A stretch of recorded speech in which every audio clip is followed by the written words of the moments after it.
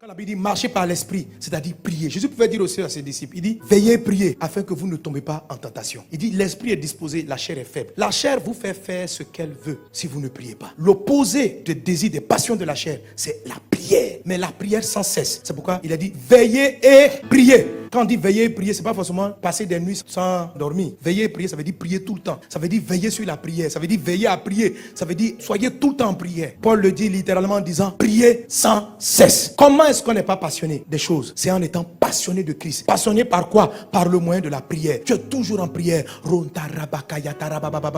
En Luc 21, je crois verset 36, Jésus dit ceci. Veillez donc et priez en tout temps. Cultivez la prière sans cesse. Quand tu dors, prie. Dans ton sommeil, prie. Quand les cauchemars arrivent, prie. Tu te réveilles le matin, prie. Avant de prendre ton petit déjeuner, prie. Au milieu du petit déjeuner, prie. À la fin du petit déjeuner, prie. Avec tes enfants, prie. Lève-toi, prie. Dans ta voiture, prie. Quand tu n'as pas envie de prier, prie. Quand tu as envie de prier, prie.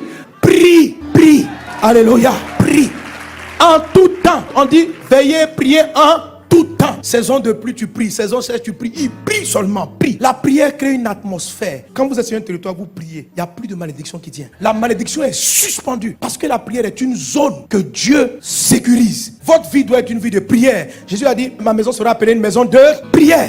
Et qui est la maison de Dieu? C'est ton corps. Qui est la maison de Dieu? C'est l'église. Ça doit être une atmosphère de prière. Vous savez, mes amis, les disciples ont vu Jésus marcher sur la mer. Ils n'ont pas demandé à Jésus, apprends-nous à marcher. Ils ont vu Jésus ressusciter les morts. Ils n'ont jamais dit à Jésus, apprends-nous la résurrection. Ils ont vu Jésus guérir des malades. Ils n'ont jamais dit à Jésus, apprends-nous à guérir les malades. La seule fois, ils ont demandé à Jésus de leur donner un coup. Apprends-nous à prier. Nous, on ne sait pas prier. Apprends-nous à prier. Parce qu'ils avaient compris une chose. Que le secret de la vie surnaturelle de Jésus, ce n'était pas de faire des prodiges. C'était la prière. C'est dans la prière que le ciel se révélait sur la terre. Qu'on sortait de tout ce qui peut être malédiction. Prie en tout temps. Il y a des fois la chair n'a pas envie de prier. Quand elle n'a pas envie de prier, c'est là même qu'il faut prier. Elle veut dormir, puis tu pries. Même dans le sommeil,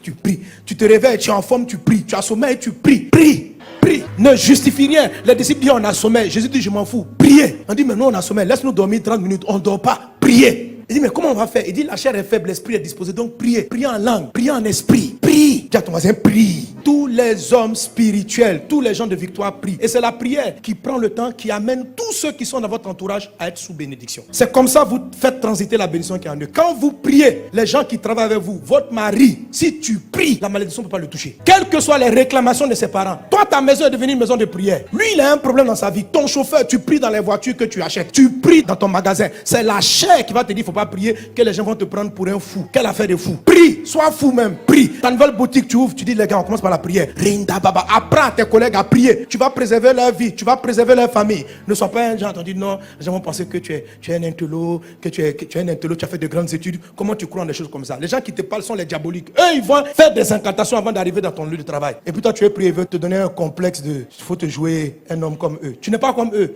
Toi, tu appartiens à Dieu. Eux, ils appartiennent au diable. Ils vont faire les incantations, ils arrivent au travail. Quand tu les vois comme ça, ils sont calmes. Tu crois qu'ils méditent. Ils appellent le diable dans la boîte. Appelle le Seigneur. Tout ce qui t'appartient. Et même si tu es un employé, ce n'est pas ton entreprise. Le Saint-Esprit est supérieur à tous les démons. Tu arrives.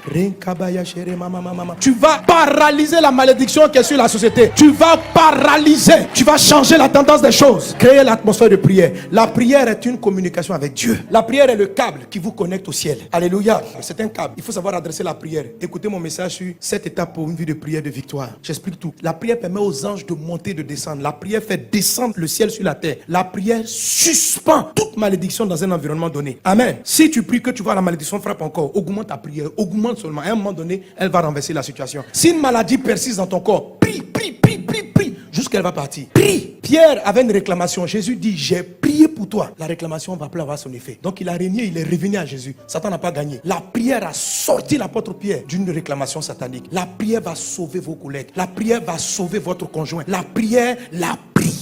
C'est pourquoi le pire ennemi de la chair dans ta vie, c'est ta vie de prière. La chair n'aime pas la prière. Quand tu vas prier, elle va te combattre. Mais il faut prier. Il faut remplacer toutes tes passions par des heures de prière. Amen. Alléluia. Que Dieu vous bénisse abondamment. Que sa grâce soit avec toi.